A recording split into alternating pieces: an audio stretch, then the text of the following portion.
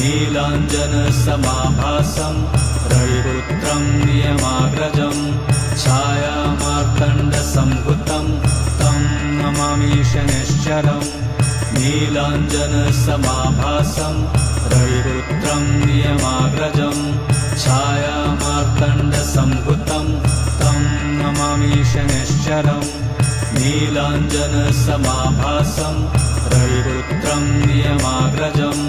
छायामार्तण्डसम्भुतं तं नमामि शनैश्चरम् नीलाञ्जनसमाभासं रविपुत्रं नियमाग्रजं छायामार्तण्डसम्भुतं तं नमामि शनैश्चरम् नीलाञ्जनसमाभासं रविपुत्रं नियमाग्रजं